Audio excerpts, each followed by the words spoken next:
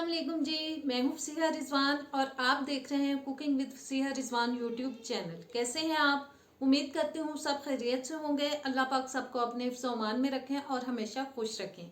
आज बहुत ज़बरदस्त सी ऑरेंज आइस ट्रॉली की रेसिपी लेके आई हूँ आपके लिए, जो कि बहुत ही मज़े की लगती है। तो चलें चलते हैं किचन में और स्टार्ट करते हैं बनाना। जी, सबसे पहले 6 ऑरेंजेस ले लिए हैं मैंने। इनको अच्छे से वॉश कर लिया था। अब इनको काट के हमें इनका जूस निकालना है। हमें बनानी है 6 कुल्फ़ियाँ, जिसके लिए हमें 1.5 कप जूस की ज़रूरत है और 6 ऑरेंजेस में से इजीली आपको 1.5 कप जूस मिल जाएगा। और अगर कम लगे तो आप एक आध किन्नू और ले सकते हैं। बस दबा दबा के अच्छे से हमें इनका जूस निकाल लेना है।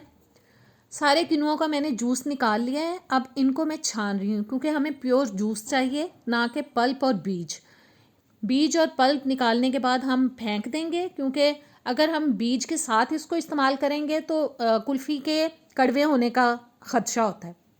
लिहाजा हमें जूस ही डालना है। चम्मच की मदद से हिला रही हूँ ताकि इजीली सारा जूस जो है वो जग के अंदर चला जाए और पल्प और बीज जो है वो अलग से ऊपर रह जाए।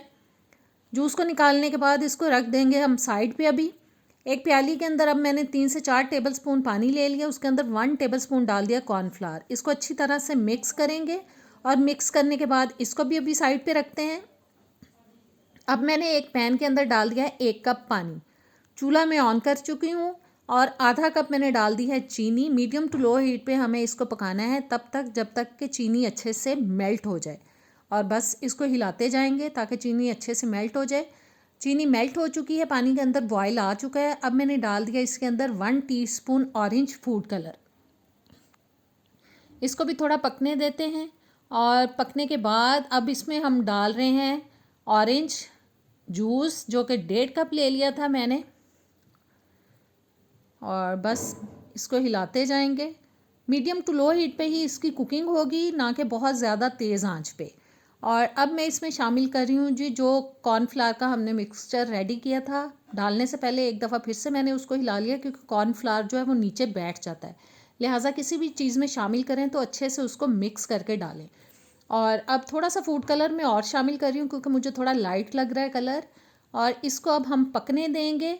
जैसे ही इसके अंदर बॉयल आना शुरू होगा आपको इसका कलर बिल्कुल एकदम से चेंज लगेगा, क्योंकि अभी कॉर्नफ्लावर की वजह से आपको थोड़ा वाइट वाइट लग रहा है। और देखें, जैसे ही वो पकना शुरू हो गया तो उसका कलर बिल्कुल ऑरेंज हो गया।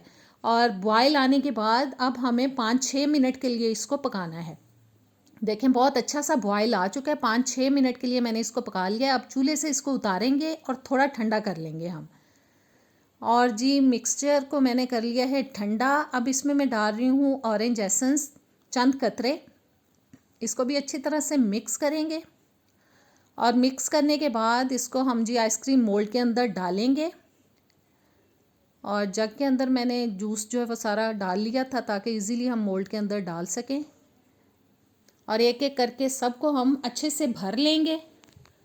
और मैं आपको पहले से बता रही हूँ कि कुल्फ़ी को फ्रीज़र में से मैंने जब निकाला था तो उसको जब मैंने पानी के अंदर डिप करके मोल्ड में से निकाला, वो पीस जो है वो वीडियो का मेरे से डिलीट हो गया गलती से। वो मैं आपको नहीं दिखा सकी, इसलिए उसके लिए मैं आपसे माज़रत चाहती हूँ। ये बिल्कुल आपको वैसी ही रेसिपी लगेगी जैसे आप वॉल्स वालों की आइस लॉली लेके खाते हैं। इंशाल्लाह ताला आपको ये बहुत पसंद आएगी।